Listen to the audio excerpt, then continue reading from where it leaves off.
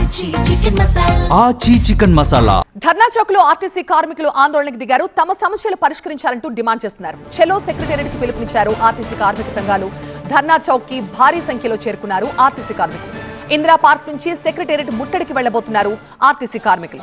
ఇక వీళ్ళ డిమాండ్స్ ఏంటంటే ఆర్టీసీని వెంటనే ప్రభుత్వంలో విలీనం చేయాలి, పెండింగ్ బకాయిలను వెంటనే విడుదల చేయాలి, కాంగ్రెస్ ఇచ్చిన ఎన్నికల హామీలు నెరవేర్చాలి, వేతన సవరణ 30% ఫిట్మెంట్ తో పాటుగా అమలు చేయాలి, మహాలక్ష్మి పథకం కోసం రద్దీకి అనుగుణంగా బస్సుల సంఖ్య పెంచాలి, అలాగే గుర్తింపు సంఘాలకు వెంటనే ఎన్నికలు నిర్వహించాలి, ఎలక్ట్రిక్ బస్సుల్ని ప్రభుత్వమే కొని ప్రైవేటు వ్యక్తులకు అప్పగించే ఆలోచనని విరమించుకోవాలి. ఇలా పలు డిమాండ్స్ తో వీళ్ళు ఇప్పుడు ఇలా ధర్నాకు దిగారు.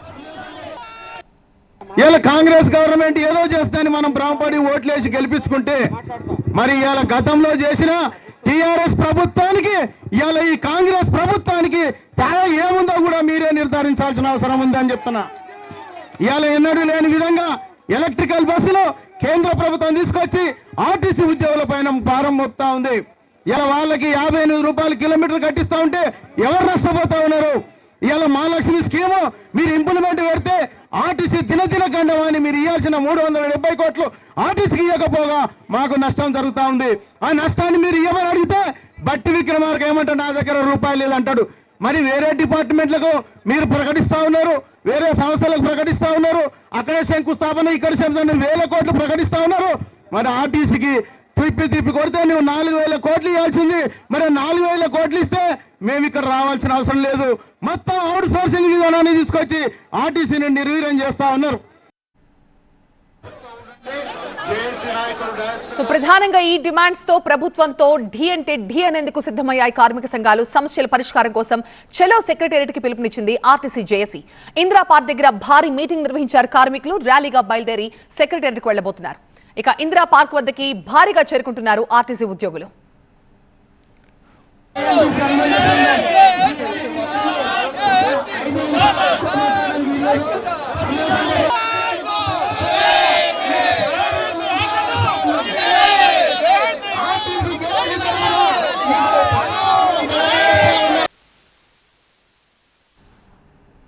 ఆర్టీసీ కార్మికుల డిమాండ్స్ ఏంటంటే వెంటనే ఆర్టీసీని ప్రభుత్వంలో విలీనం చేయాలి, పెండింగ్ బకాయిలు వెంటనే విడుదల చేయాలి, అండ్ ఎలక్షన్ టైంలో కాంగ్రెస్ ఇచ్చిన హామీలు నెరవేర్చాలి, వేతన సవరణ 30% ఫిట్మెంట్ తో అమలు చేయాలని, అండ్ మహాలక్ష్మి పథకం కోసం ఆ రద్దీకి అనుగుణంగా బస్సుల సంఖ్య పెంచాలి, గుర్తింపు సంఘాలకి వెంటనే ఎన్నికలు నిర్వహించాలి, ఎలక్ట్రిక్ బస్సుల్ని ప్రభుత్వమే కొని ప్రైవేట్ వ్యక్తులకి అప్పగించే ఆలోచనను విరమించుకోవాలంటూ పలు డిమాండ్స్ తో ప్రభుత్వంతో నేరుగా ఢీ అంటే ఢీ అనేందుకు సిద్ధమయ్యాయి కార్మిక సంఘాలు.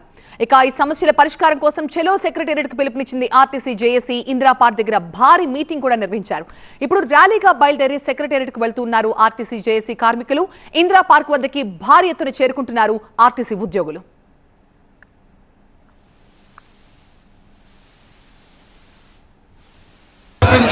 మన సమస్యల పరిష్కారం చేసుకుందాం. అప్పుడు దాకా ఓపికగా ఉండండి. జేఏసీ నాయకులు డాష్ మీద ఉండండి, మిగతా వాళ్ళందరూ డాష్ ఖాళీ చేయండి. పక్కన పార్కులు. ఆర్టీసీ కార్మికుల ఆందోళనకి మద్దతు తెలిపారు CPI MLA Kunamneni Sambasivarao. RTC కార్మికుల సమస్యలపై ప్రభుత్వంతో గట్టిగా మాట్లాడతారని చెప్పారు. అంతా నడిస్తే నేను మంత్రిని అనుకుంటే అది గొప్పతనం కాదు. ఏదైనా ఇబ్బంది వచ్చినప్పుడు ఆ ఇబ్బందిని పరిష్కారం చేసేవాడే అసలైనటువంటి నాయకుడు మంత్రి. ఇబ్బంది సజావుగా అంతా నడుస్తా ఉంటే చల్తీగలాం గాడి అది దానంతగా నడుస్తుంటే నేను మంచి సొక్కాలు వేసుకుని మంచి సూటు బూట్ వేసుకుని బ్రహ్మాండంగా నా పరిపాలన ఉందని చెప్పడం కాదు. బాధ వచ్చినప్పుడే నీ సమర్థత అర్థమవుతుంది. బాధ వచ్చినప్పుడే నీకున్నటువంటి ఆ మేనేజ్మెంట్ స్కిల్స్ అర్థమవుతాయి. అందువల్ల రేపు 16 నుంచి మన అసెంబ్లీ నడుస్తూ ఉంది. మీ సమస్య పైన దీనికంటే ముందే నేను ఆల్రెడీ మన వాళ్ళందరూ కూడా చెప్పా, ఇది నాకు తెలవ ముందే చెప్పాను. నేను ఈ అంశం పైన ప్రభుత్వాన్ని ఈసారి మామూలుగా కాదు, మొన్న కూడా మాట్లాడాను, మన అసెంబ్లీలో కూడా ఇది మామూలుగా మాట్లాడాలి ఈసారి ఖచ్చితంగా ఈ అంశం పైన. ఎందువల్లంటే ఆర్టీసీ కంటే హీనమైనటువంటి అతి తక్కువ జీతాలు కలిగిన వాళ్ళు ఎవరు కూడా లేరు. ఎంత కష్టం చేస్తూ టైం ఉందా మీకు? ఇటు వెళ్ళారంటే మళ్ళీ ఎటో తిరుపతితో దూరం వేస్తే 2 రోజులు బస్సులోనే ఉండాలి. రేత్రి కూడా బస్ స్టాండ్లో పడుకోవాలి. కొన్ని బస్ స్టాండ్లు ఏమైనా బాగుంటాయా? మరుగుదొడ్లు ఉండవు, బల్లలు ఉండవు, రూములు ఉండవు, రూములంతా దోమలతో నిండి ఉంటాయి, ఆ సీట్లన్నీ చినిగిపోయి ఉంటాయి. ఎంత అన్యాయం జరుగుతుందంటే మరి ఏమవుతున్నాయి ఈ డబ్బులన్నీ?